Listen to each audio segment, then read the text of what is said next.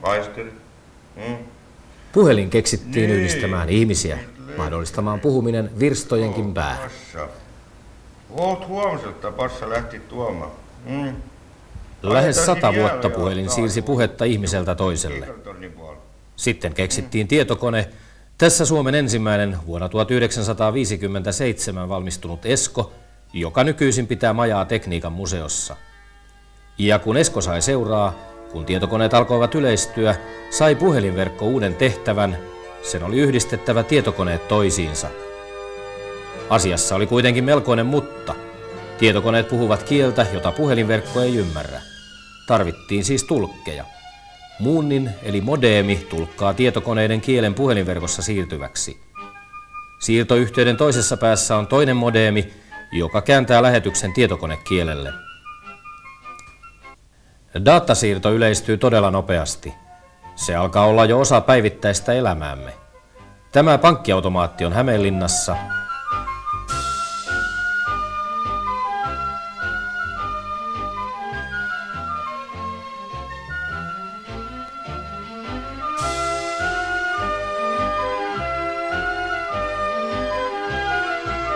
Se ottaa Oitis datasiirtoyhteyden Helsingissä sijaitsevaan keskustietokoneeseen, kysyy, onko tilillä katetta noston verran. Jos Helsingin tietokone antaa myöntävän vastauksen, Hämeenlinnan automaatti ojentaa setelit ja kuitin.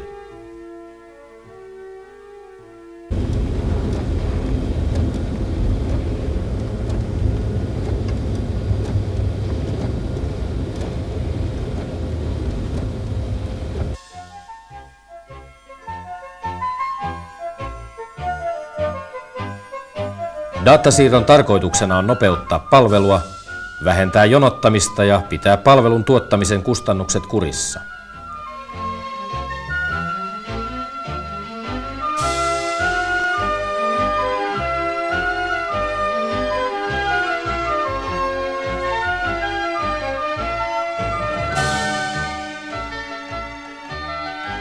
Kiinnostava esimerkki datasiirron hyödyntämisestä on teletietopalvelu eli videoteksi. Siinä käyttäjä on puhelimen välityksellä yhteydessä keskustietokoneeseen. Hän antaa tietokoneelle käskyjä ja saa päätteelleen haluamansa tiedon hetkessä. Teletietopalvelu leviää myös koteihin. Näyttöpäätteenä voi käyttää myös lisälaitteella varustettua televisiota. Nyt kun tällaiset päätteet ja mikrotietokoneet ovat yleistyneet sekä työpaikoilla että kodeissa, on kehitetty uusia palveluita, jotka entisestään tehostavat näiden käyttöä. Tähän astihan näitä on käytetty tekstinkäsittelyyn ja taulukkolaskentaan. Mutta nyt on kehitetty esimerkiksi Elisa-palvelu, jolla kirjeet, jotka tehdään tällaisella mikrolla, voidaan lähettää sähköisesti päätteeltä toiselle. Jokaisella Elisa-palvelun käyttäjällä on palvelussa oma postilaatikko, jonka kautta hän voi lähettää postia muille palvelussa mukana oleville. Asiakkaan postilaatikko on itse asiassa sähköinen työpöytä, jossa tehdään sanomia, lähetetään niitä, vastaanotetaan ja siirretään arkistoon ja pistetäänpä joskus myös roskakoriin. Palvelun käyttö on helppoa. Kun sanoma on tehty, annetaan ainoastaan vastaanottajan nimi ja kuitataan sanoma, niin sanoma lähti yhtä hyvin Tampereelle kuin USAhan.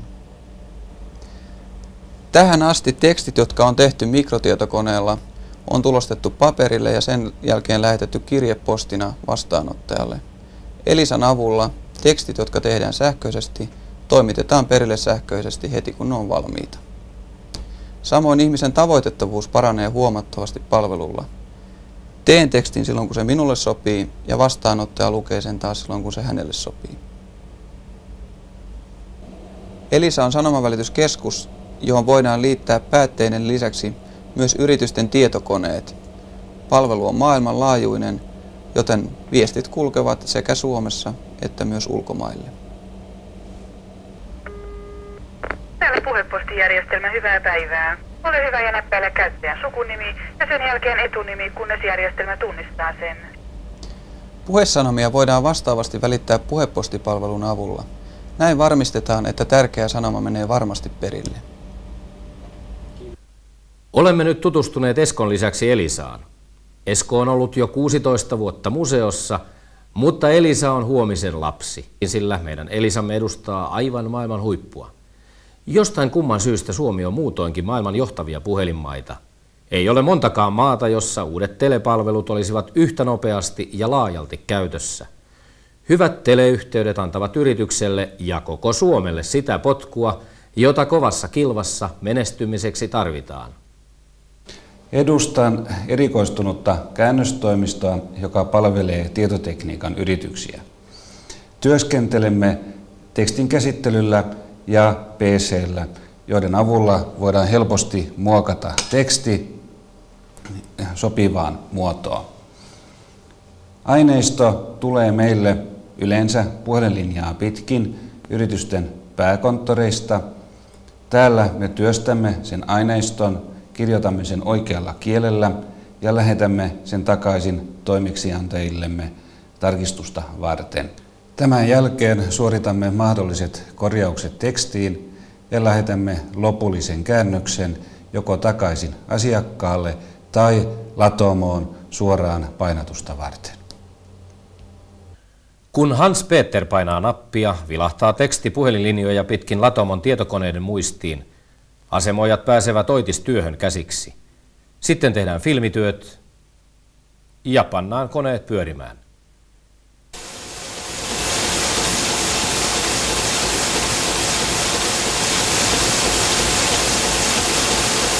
PC:n eli henkilökohtaisen tietokoneen ja datasiirron hyödyntämisessä päästään vielä askel pitemmälle.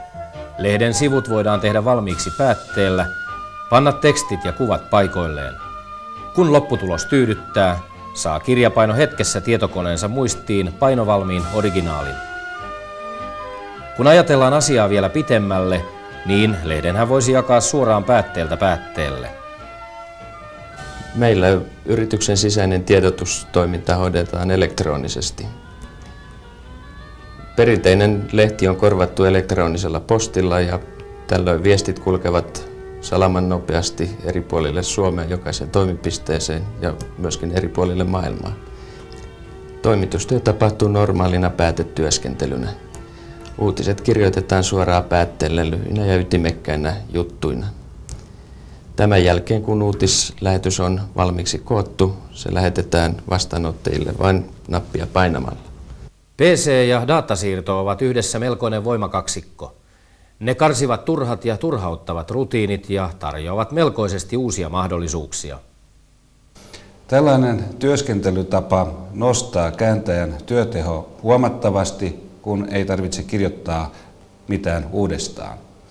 Toisaalta kääntäjä voi myös työskennellä esimerkiksi kotona tai sitten toimisto voi sijata jossain ihan muualla riippumatta toimeksiantajasta.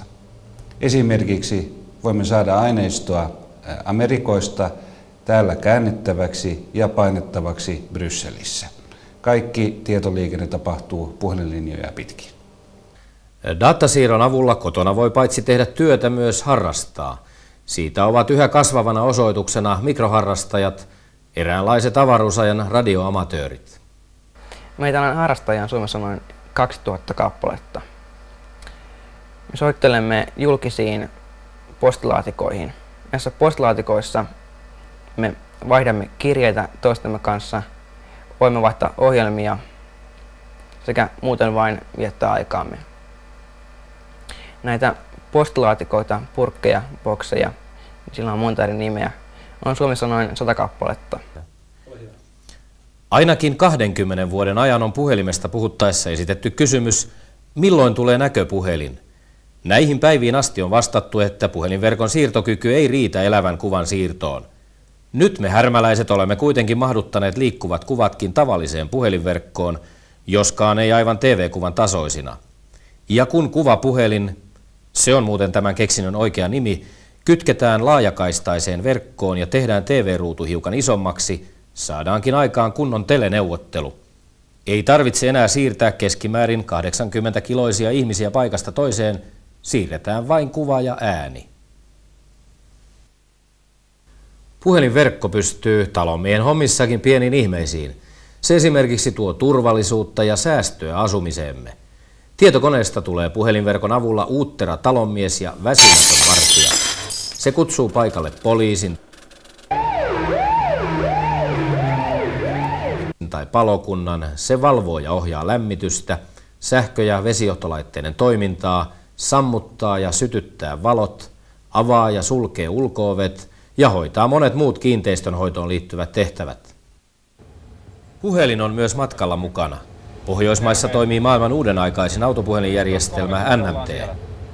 Puhelimen voi siirtää autosta veneeseen tai mökille. Autopuhelimesta on siis tullut todellinen matkapuhelin.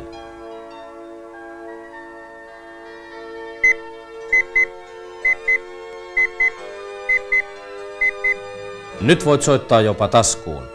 Henkilön hakulaitteeseen voi jättää lyhyitä viestejäkin, jolloin vastaanottajan ei tarvitse välttämättä rynnätä puhelimeen. Uskokaa tai älkää, yksi nopeimmin kasvavista uusista telepalveluista keksittiin jo ennen puhelinta. Näin kuitenkin on. Alexander Bain keksi telekopioinnin jo vuonna 1843, 3 vuosikymmentä ennen puhelinta. Laite käytti siirtoon lennätin lankoja. Telekopiokone siirtää kaiken, mikä paperilla on, hetkessä vaikka toiselle puolen maapalloa. Yksinkertaistaen voi sanoa, että puhelin yhdistää valokopiokoneetkin. Nämä uuden sukupolven laitteet kaukokopioivat jopa 4 sekunnissa. Digitaaliset laserkoneet, etten sanoisi telekopioinnin turbot, tarvitsevat kuitenkin erityisen digitaalisen siirtoverkon. Tavallisen puhelinverkon kaistat käyvät siinä menossa liian kapeiksi. Puhelinverkon sydän on keskus, jonne kaikki langat johtavat. Nämä uudet digitaalikeskukset pystyvät palvelemaan yksilöllisesti. Useimmin käytetyt puhelinnumerot voi muuttaa lyhytnumeroiksi, jolloin yhteys syntyy näppäimen painalluksella. Digitaalikeskus pystyy muodostamaan niin sanotun kuuman linjan. Pelkkä luurin nosto riittää ja yhteys syntyy ennalta ohjelmoituun numeroon. Hyödyllinen on myös puhelujen siirto. Voit siirtää soitot tulemaan perässäsi vaikkapa mökille. Myös puhelimiin tai muihin päätelaitteisiin voidaan sijoittaa tekoälyä. Tämä kaiutin puhelin muistaa puolestasi 32 eniten käytettyä numeroa. Uusimmat puhelinvastaajat on pantu yksiin kuoriin puhelimen kanssa. Vastaaja joko nimensä mukaisesti vastaa tai siirtää puhelun toiseen numeroon, joka on siihen ohjelmoitu. Jatkossa ei tarvita välttämättä näppäimiäkään. Päätelaite kun ymmärtää selvää suomen kieltä tähän tapaan. Kenelle haluat soittaa? Soita Pentille. Kinen yhdistä numeroon 502 200. Numero on varattu. Yritänkö uudelleen? Puheentunnistuksen vallankumousta on ennusteltu jo noin 10 vuoden ajan. Toistaiseksi laitteet ovat vielä käyttäjäriippuvaisia, eli sinun on opetettava mallit puheestasi sille ennen kuin sinua voidaan tunnistaa. Lähitulevaisuudessa puhetta tullaan käyttämään töissä, joissa kädet ovat sidottu muihin tehtäviin. Tai sitten tehtävissä, jossa sanavarasto on niin pieni, että voidaan päästä käyttäjäriippumattomuuteen. Kyllä tulee elämä helpoksi. Kohta ei tarvitse sormeaankaan kohottaa, niin jo menee puhelu perille. Mikroprosessorin keksiminen on tehnyt telealallakin ihmeitä. Yhä useampi puhelu on tietokoneen ottama. On ihan kiva tietää, että me härmäläiset ole näissäkään asioissa liikkeellä potkulaudalla. Päinvastoin me olemme Formula 1 kyydissä.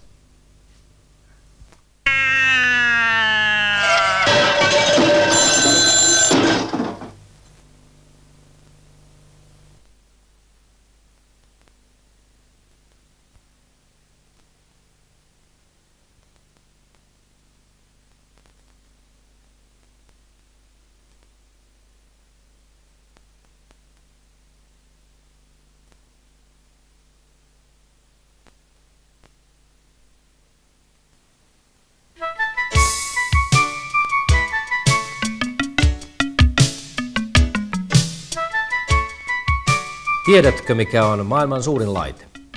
No, ei se mitään. Ei sitä tiedä Guinnessin ennätysten kirjakaan. Maailman suurin ja mahtavin laite on puhelinverkko. Se kattaa koko maailman, siinä on miljardeja ja taas miljardeja osia ja se laajenee jatkuvasti. Otetaanpa esimerkiksi puhelimet, tämän jättiläislaitteen näkyvissä oleva osa. Suomessa puhelimia on reippaat 3 miljoonaa ja koko maailmassa niitä on peräti 650 miljoonaa ja kaikki pystyvät toimimaan keskenään. Tämän jättiläislaitteen rakentaminen alkoi yli 100 vuotta sitten.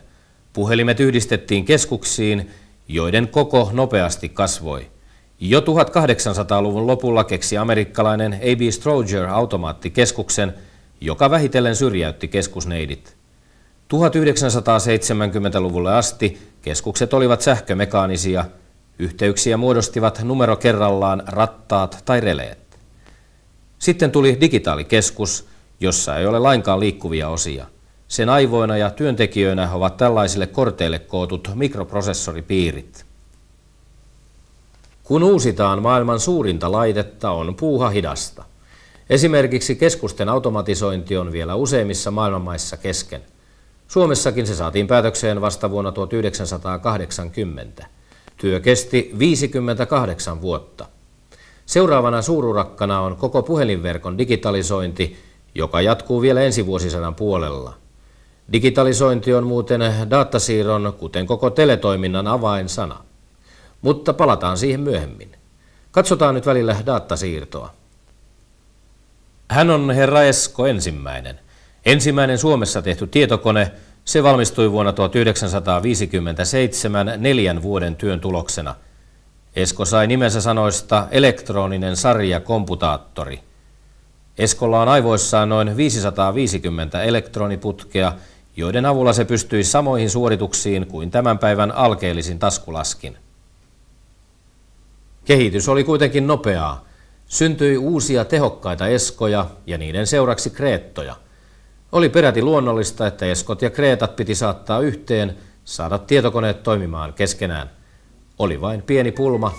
Eskot ja kreetat puhuivat sähköistä kieltä, jota puheen siirtoon kehitetty puhelinverkko ei ymmärtänyt. Tarvittiin siis puhemiehiä, tulkkeja. Kehitettiin muunnin eli modeemi, joka muutti eskon kielen puhelinverkossa siirtyvään muotoon. Kreetalla piti tietysti olla oma modeeminsa, joka muunsi verkossa siirtyneet tiedot takaisin sähköiselle kielelle. Ja kun dialogista on kysymys, tietoa voi välittää kumpaankin suuntaan, siis esko kreetalle tai kreetta eskolle. Samaa periaatetta käyttävät tämän ja huomispäivänkin tietokoneet ollessaan yhteydessä toisiinsa. Modeemin keksimisestä eivät aivan kaikki olleet ilahtuneita. Aikaisemmin näitä alkoi työpäivän päätyttyä hurja taksi- ja kuljetusliikkeiden yöralli, kun maakunnan tietokoneiden nauhoja kiidätettiin Helsingin keskustietokoneelle. Siinä paloi kumia ja bensaa, tarvittiin kuskeja ja autoja. Nyt ei tarvitse liikauttaa sormeakaan, tiedot kun siirtyvät ihan itsestään. Modeemitkin ovat kehittyneet, siinä missä puhelinkeskukset ja tietokoneetkin. Ennen datayhteyttä muodostettaessa tarvittiin henkilö soittamaan puhelimella yhteys sekä ohjaamaan modemia modemin käyttöpainikkeesta. Tämän päivän uusissa modemeissa on toteutettu nämä toiminteet automaattivalinnalla ja automaattivastauksena, jolloin henkilöitä ei välttämättä tarvita, vaan tietokoneohjelma voi hoitaa nämä toiminteet. Lisäksi uusissa modemeissa on toteutettu virheenkorjausmahdollisuus, jolloin yhteys saadaan päästä päähän täysin virheettömänä. Modemin koko on tänä päivänä pienentynyt niin, että tämän kokoinen modemi voidaan laittaa päätteen sisään ja yhteyden muodostus voidaan aloittaa päätteen nappia painamalla. Nyt kun tekniikka on selvillä, on aika katsoa mihin datasiirtoa oikein käytetään. Pankkiautomaatti on jo peräti tuttu laite. Siinä automaatti kysäisee Helsingin keskustietokoneelta, onko tilillä katetta. Jos keskustietokone vastaa myöntävästi, automaatti ojentaa setelit ja kuitin. Niin yksinkertaista se on. Vaikka Rollsi onkin autojen ehdoton kuningatar, tarvitsee sekin suoniinsa ihan samaa bensaa kuin tavallisetkin autot. Tankki täyteen muovirahalla ja datasiirrolla. Korttiautomaatin käyttö näyttää aivan samanlaiselta kuin pankkiautomaatin, mutta pieni ero siinä yleensä on. Bensa-automaatit tyytyvät ennen hanojensa avaamista tarkistamaan tunnusluvun avulla, että kortti on oikeissa käsissä. Laskutustiedot se kerää muistiinsa jonka se yön hiljaisina hetkinä tyhjentää yhdellä yhteydenotolla keskustietokoneelle. Tämä on edullisempi ja tässä tapauksessa riittävän nopea tapa. Datasiirto on tullut kauppoihinkin jäädäkseen. Aivan loppuun asti ei tätä palvelua ole vielä kehitetty. Kun kassa pyyhkäisee kortin lukijan läpi, syntyy yhteys keskustietokoneeseen, joka ilmoittaa, onko kortilla käyttöoikeutta haluttuun summaan.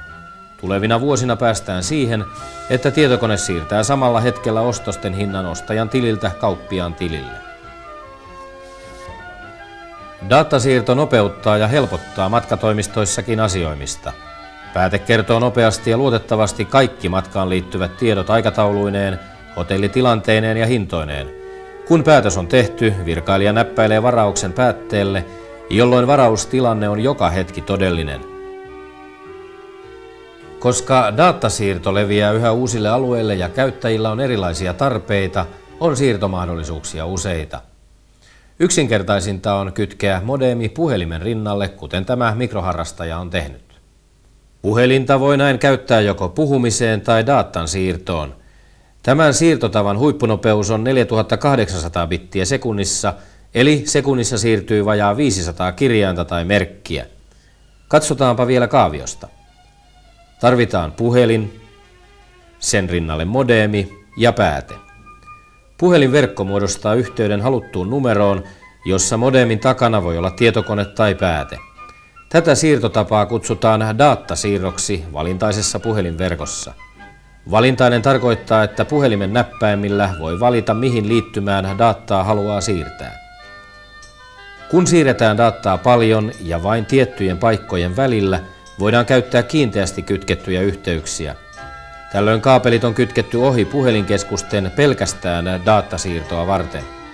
Yhteys on aina ja heti valmiina ja nopeus voi nousta yli 13-kertaiseksi valintaiseen siirtoon verrattuna. Kiinteästi kytkettyjä johtoja käyttävät muun muassa pankkiautomaatit. Kolmas tapa on käyttää puhelinverkosta erotettua erillisverkkoa, yleistä datasiirtoverkkoa. Se on suunniteltu nimenomaan datasiirron tarpeisiin. YDV:ssä voi tavallisen puhelinverkon tapaan valita, kenen kanssa milloinkin on yhteydessä. YDV on sopivin silloin, kun halutaan olla yhteydessä eri paikkoihin, mutta yhteyden halutaan muodostuvan nopeasti ja varmasti. Kun tarvitaan todella tehokasta datasiirtoa, käytetään näitä laitteita. Ne kääräisevät datan pieniksi paketeiksi, kuvaannollisesti sanoen, panevat osoitetiedot pakettien päälle ja työntävät ne linjoille. Tämä pakettivälitys, joka on nimeltään Digipack, on todella älykästä puuhaa. Yhden ja saman dataliittymän kautta voi samanaikaisesti sekä lähettää että vastaanottaa paketteja, vieläpä usean eri yhteyskumppanin kanssa. Pakettiverkko pystyy myös sovittamaan eri nopeuksiset laitteet keskenään. Pakettivälitystä käytetään muun muassa erityyppisten tietokonejärjestelmien välisessä kommunikoinnissa. Nämä 4 tapaa ja niiden yhdistelmät eivät kuitenkaan vielä riitä, vaan huippu-uutuus on nimeltään Diginet. Se on askel kohti yleisverkkoa, jossa siirtyy miltei kaikki muu paitsi vesi ja sähkö. Ennen kuin puhumme enemmän Diginetistä ja digitaalisesta puhelinverkosta, on meidän syytä katsoa, mitä digitaalisuus merkitsee. Tässä kuvassa on havainnollistettu nykyistä puhelinverkkoa ja sen toimintaperiaatetta. Lähettäjän mikrofonista tieto siirtyy vastaanottajalle puheen mukaisena sähkösignaalina. Digitaalisessa puhelinkeskuksessa vastaavasti sähkösignaali muutetaan digitaalisen puhelinkeskuksen sisällä datamuotoon 1 ja 0. Puhelinkeskusjärjestelmä käsittelee tässä siis tietoa, aivan kuten tietokonelaitteisto käsittelee tavallisesti tietoa. Yleisen puhelinverkon digitalisoituminen johtaa vähitellen todellisen yleisverkon syntymiseen. Tämä merkitsee sitä, että meillä on käytössämme laaja, jokaiseen kotiin asti ulottuva ATK-järjestelmä. Ensimmäisessä vaiheessa tämmöisen digitaalisen verkoston merkitys näkyy ennen kaikkea ATK-käyttäjille, muun muassa tällaisten lisälaitteiden avulla, kuten tämä tässä. Tällaista kehittyvästä uudesta digitaalisesta tiedonsiirtopalvelusta datasiirtokäyttäjille käytämme tässä vaiheessa nimeä Diginet-palvelu, jota on havainnollistettu tässä kuvassa. Diginet-palvelussa on kyse siitä, että että digitaalisen puhelinverkon sisäinen huippunopea bittivirta viedään aina käyttäjän verkkopäätteeseen asti käyttäjän pöydälle. Tähän verkkopäätteeseen voidaan liittää myös tavanomainen puhelin. Tähän verkkopäätteeseen liitetään myöskin ATK-laitteen datasiirtoliittymän avulla. Tämä liittymä tarjoaa nyt siirtonopeuksia aina 64 000 bittiin sekunnissa asti. Aiemmin datasiirto valintaisessa puhelinverkossa on ollut mahdollista 4800 bittiä sekunnissa nopeudella. Nyt uusi Diginet-palvelu siis tarjoaa moninkertaisen siirtonopeuden tähän verrattuna. Tällaista siirtonopeutta voivat hyödyntää esimerkiksi tietokoneet keskinäisessä liikenteessään sekä mielenkiintoisena esimerkkinä telekopiolaitteet nopeassa kuvansiirrossa sekä juuri markkinoille tulevat kuvapuhelimet. Kehityksen seuraavassa vaiheessa yhdestä puhelinliittymästä voidaan yhtä aikaa sekä siirtää dataa että puhua puheluita. Taikka vastaavasti tavallisessa kodissa voi olla yksi puhelinliittymä, jota voidaan käyttää yhtä aikaa 2 erillisen puheyhteyden muodostamiseen. Tästä vaiheesta käytetään yleensä nimitystä ISDN eli yleisverkko, ja tämän rakentuminen Suomessa alkaa rintarinnan maailman muiden maiden kanssa vuonna 1987. Paljon tapahtuu paitsi keskuksissa ja pöydällä olevissa laitteissa, myös maan alla. Tähän tapaan vedettiin aikanaan käsivarren paksuista kaapelia. Näin se tapahtuu nykyään. Tässä vedetään valokaapelia, jonka hiuksenohuissa säikeessä siirtyy mahtava tietomäärä valon voimalla. Ja tätäkin ihmekaapelia tehdään Suomessa. Valokaapelin sisuksiin mahtuu niin suuret bittimäärät, että televisiokuvakin välittyy virheettömänä tässä tulevassa yleisverkossa. Pitkälle ollaan tultu Alexander Bellin ajoista ja vielä pitemmälle mennään. Me suomalaiset voimme rinta pystyssä todeta, että olemme osaltamme johtamassa tämän tulevaisuuden alan kehitystä. Ei muuta kuin soitellaan.